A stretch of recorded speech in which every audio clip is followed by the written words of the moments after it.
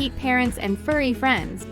Welcome back to Furry Friends and Fun, Pillows Talk, where we share all the ups, downs, and sideways adventures of life with our pets. I'm your host, Emma, and today we're talking about something every pet parent experiences: vet visits. The good, the tricky, and, of course, the funny moments. I've had my share of both with Ruby, but I want to hear how things go for you two. Ava, how does Daisy handle her vet visits? Hey, Emma. Hi, everyone. Well, let me just say, it's always an adventure with Daisy. She starts off pretty calm, but as soon as we step foot in the vet's office, she turns into a ball of nerves. The last time we went, she tried to hide behind a potted plant in the waiting room. But once she's up on the table, she's actually pretty good. I think it's more about the build-up for her. Good evening, all. Ah, yes, the vet Rufus's nemesis. He's a curious lad about everything, but the vet's office? He acts like it's a top-secret facility that he's determined to escape. One time, during a routine checkup, he tried to make a break for it, right after they took his temperature. Let's just say, it turned into a bit of a chase around the exam room. But, like Daisy, once the exam actually starts, he calms down. It's the anticipation that drives him mad. Oh, Ruby's the same. The second we pull into the parking lot, she knows where we are, and the pacing begins. I think a lot of dogs feel that way. It's like they just know what's coming. But over time, we found ways to make it less stressful. How about you two? Have you found any tricks that help? Definitely. For Daisy, I started bringing her favorite blanket with us. It's familiar and smells like home, so she feels a little more secure.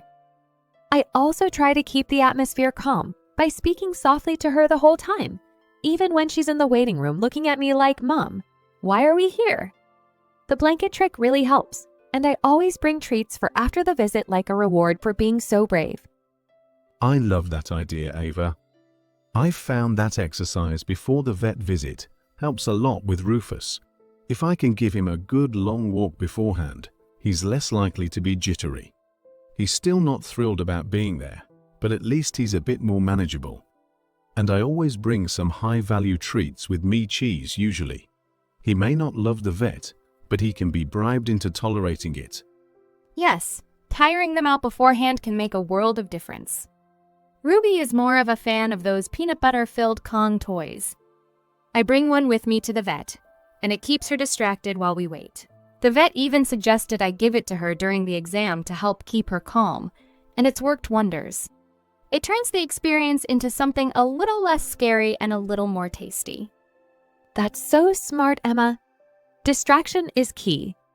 I think as pet parents, we often forget how overwhelming the vet can be for our dogs, the sounds, the smells, other animals. It's a lot. So anything that can help them focus on something positive, like a toy or treat, can really make a difference. Absolutely. And it's important to stay calm ourselves, isn't it? Rufus picks up on my energy, so if I'm anxious, he's anxious. I try to go into the visit with a laid-back attitude, no matter how many escape attempts he tries. Keeping it light and positive can help him relax, even if just a little. Yes, our dogs can definitely sense when we're stressed, so staying calm and upbeat is so important. And honestly, sometimes those vet visits lead to the funniest stories.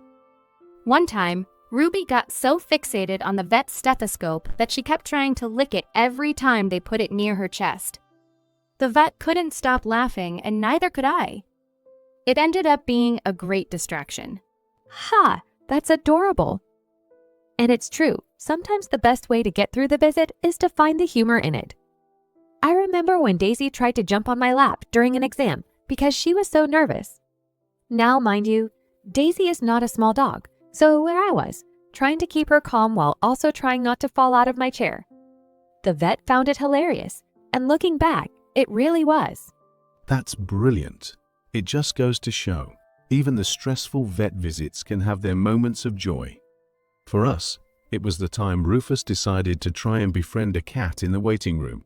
He was so determined to say hello that he sat perfectly still, just staring at the cat, tail wagging like mad. The cat? Not impressed. but Rufus gave it his best shot. I love it. These are the stories that make vet visits less intimidating, right?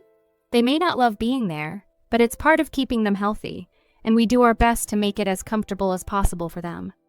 And at the end of the day, no matter how many hiccups there are, we're doing something important for our dog's well-being. Exactly. And for anyone out there whose dog struggles with vet visits, don't worry, you're not alone. It can be tough, but with some patience, a few tricks, and maybe a little humor, you'll get through it. And your dog will be healthier and happier for it. Well said, Ava. So, to all our listeners, if you've had any memorable vet visits, whether they were funny, challenging, or both, we'd love to hear about them. Share your stories with us on social media, because we all know there's always a story when it comes to taking our pups to the vet. Well, that's it for today's episode of Furry Friends and Fun, Pillows Talk. Thanks, Ava and Oliver, for sharing your vet visit stories and tips.